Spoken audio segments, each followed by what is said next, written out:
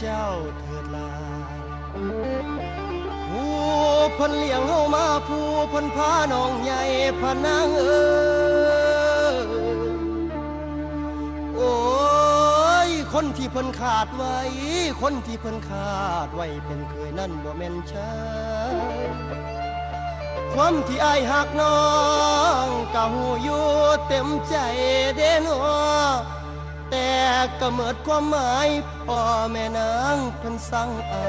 ยเหลือใจหลายเด้ล่ะเพราะอายเป็นชาวนาคนหากินเศร้าค